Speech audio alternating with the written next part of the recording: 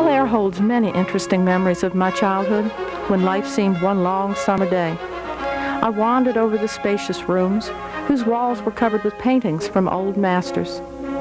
The entrance to the mansion was an avenue fully a mile long, lined with tulip poplar trees. At the rear was a long sweep of velvety green, terraced and broken here and there by lovely beds of roses and plants. Beyond was the park, with its huge forest trees, in which deer wandered and from which they sometimes escaped, affording sport for the young huntsman.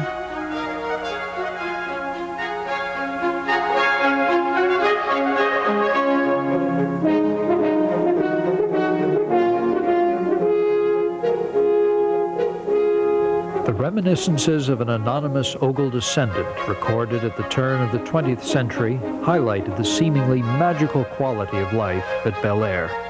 The lady longed sentimentally for the old days at the great plantation built for Maryland's colonial governor, Samuel Ogle. Arriving from England in 1731, Ogle served 3 non-consecutive terms as Lord Baltimore's governor for the colony of Maryland. In Annapolis, Ogle met the beautiful young daughter of Benjamin Tasker Sr., president of the upper house of the Maryland legislature. Ann Tasker, at 17, was 30 years younger than the governor, but the Ogle-Tasker marriage produced a powerful union that cemented Ogle's fortune and base of support in the colony. In 1737, Ogle and his father-in-law purchased the Belair estate for £500 British sterling. Both Mrs. Ogle's father and brother would play a substantial role in the development of Belair for the next 20 years. In 1742, Ann Tasker Ogle's uncle, Thomas Bladen, brother-in-law to Lady Baltimore, assumed the governorship. The Ogles departed Maryland for London, leaving the Tasker gentlemen to begin building the great manor house atop the high hill at Belair. After the Taskers, the Ogle's son Benjamin would acquire the estate, as well as the family townhouse in Annapolis, now called Ogle Hall. Young Benjamin was in attendance when Washington resigned his military commission before Congress in the Annapolis State House in 1783, signaling an end to the Revolution. Later, he followed his father and served 3 consecutive terms as governor of Maryland, from 1798 to 1801. Mrs. Ogle's father, Benjamin Sr., and her brother, Colonel Benjamin Jr., saw to the creation and development of arguably one of the largest plantation houses to be found in Maryland at the time.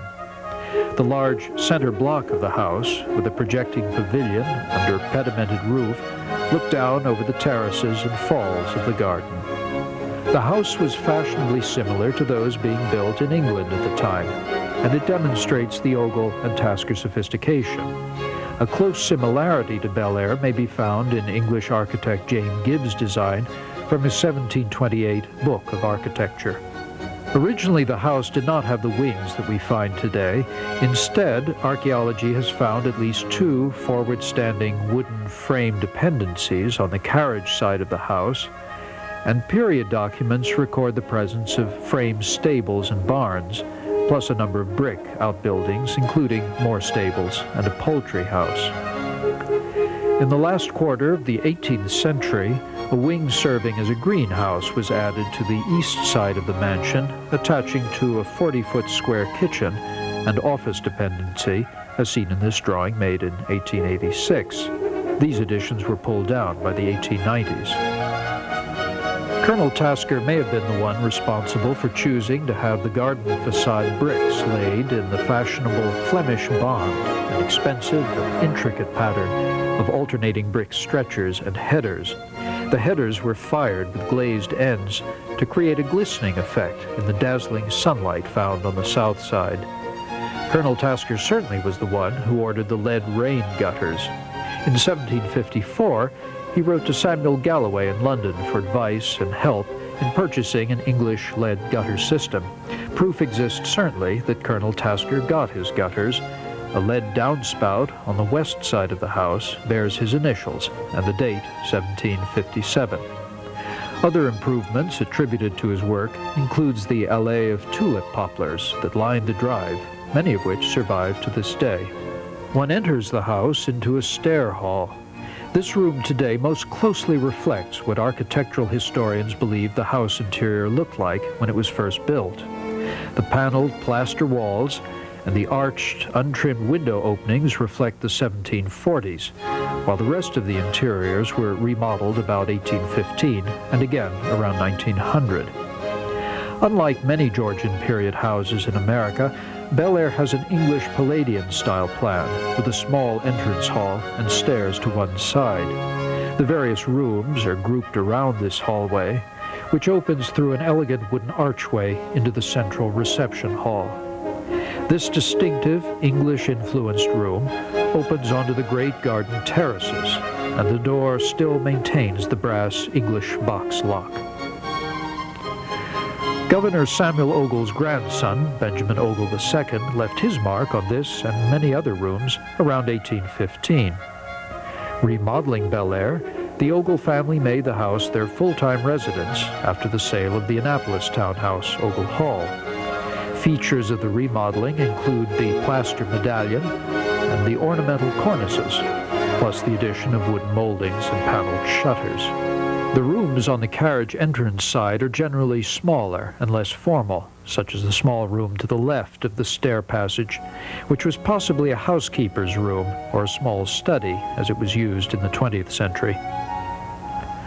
All the important rooms in the house face the garden terraces. Behind the little study is the dining room. While Colonel Benjamin Tasker may have known this room as the large parlor in the 1750s, by the 19th century, the Ogle family was using it as a dining room. Following the Ogle family's departure in 1871, during the difficult years after the Civil War, the house passed through a number of hands, and during that time the greenhouse wing was removed. But the door is there still, today holding exhibits of Ogle family silver. The greatest portion of the rooms on the second floor recall the period when the third generation of Ogles, Benjamin II and his wife, Anna Maria, made this their full-time home. Here they raised their 14 children, and here they chose to be buried in the family cemetery. The second floor of the museum contains a number of Ogle family pieces, including various documents signed by Governor Samuel Ogle in one of the bedchambers. One bedroom is particularly special and is presumed to be that claimed by the last child of Benjamin and Anna Maria, their daughter Rosalie Caroline Ogle. Both of her parents' last wills and testaments indicated that Rosalie could have her choice of bedroom and furnishings from the house and live there so long as she remained unwed. Rosalie never did marry, but her brother George Cook Ogle, the last of the family to own Belair, was forced to sell the estate in 1871. Reluctantly, Rosalie Caroline gave up her large room overlooking the gardens and followed her brother's family to Baltimore, where she died in 1918 at the age of 97. Ultimately, Belair was to be purchased in 1898 by James T. Woodward, a Marylander by birth, but who resided in New York as the president of the Hanover National Bank. He was the first of 3 generations of Woodwards to own the house, and they lovingly made this an elegant country retreat filled with English horse paintings and antiques. The Woodwards expressed great sensitivity for the historic nature of Belair, but their influence is felt nonetheless.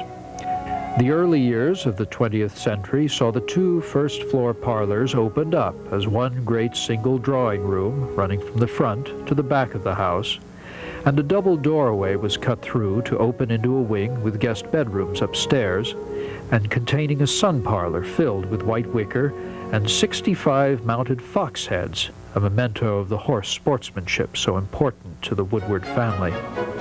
Mr. Woodward had a gas house built on the property so the house could be lit.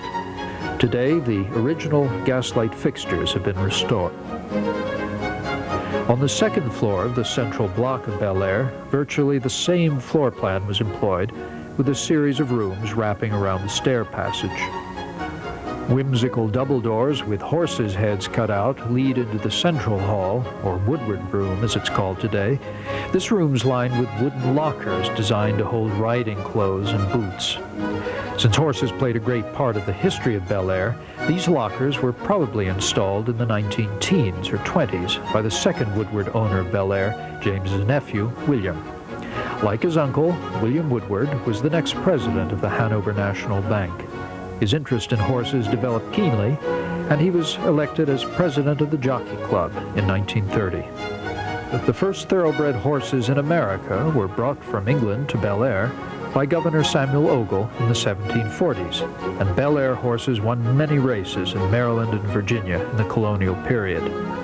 The Woodwards continued the tradition, making this a famous stud farm. A stable built in 1907 by James Woodward, purchased by the city of Bowie in 1968, is a museum of thoroughbred racing in Maryland. Here were raised many famous racehorses, including the rare father and son winners, Gallant Fox, who took the Triple Crown races of the Kentucky Derby, Pimlico, and the Belmont Stakes in 1930, and Omaha, winner of the Triple Crown in 1935. Like his father, the last master of Belair was William Woodward Jr., whose 3-year-old, Nashua, was named the Horse of the Year in 1955, winning what was billed as the race of the century against Swaps. The two smaller bedrooms on the north side of the house, facing the carriage entrance, reflect influences from the Woodwards. The small room connecting to Rosalie's was divided to make a bathroom and a dressing room about 1900.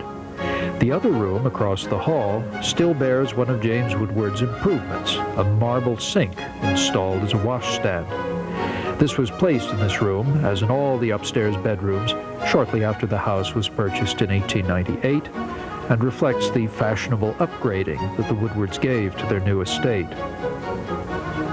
Another improvement to Belair was made by William Woodward Sr., who added the east servants' wing to the house around 1914, thus balancing the west sun parlor wing built by his uncle around 1910. Today, this wing continues as a service wing and includes the office of the Friends of Belair Estate and their research library, as well as the museum shop.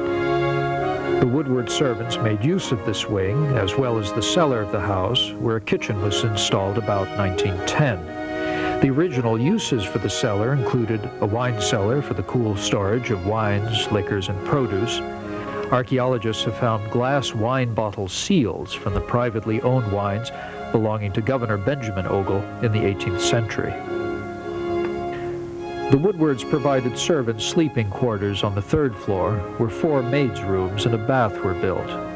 Though a married couple who served as butler and housekeeper lived here full-time, the housemaids were sent down on the train to the little Pennsylvania Railroad depot in Old Bowie, now preserved by the city of Bowie as the Huntington Railroad Museum. Huntington was the name of the original town that grew up here at the railroad junction of the Pope's Creek Railroad to southern Maryland and the line that went to Washington from Baltimore. Often the Woodwards came to Belair by the train in special private railway cars. In 1916, William Woodward Sr. arrived with his friends of the coaching club all the way from New York by way of a massive horse-drawn coach. In late September 1955, William Woodward Jr. came in his new airplane, which he landed in one of the meadows of Belair. 3 days later, young Woodward was dead from an accidental shooting at his Long Island estate. The Woodward family, in their grief, chose to sell Belair. The house and its contents were auctioned off in 1957, bringing over 200 years of private ownership to a conclusion.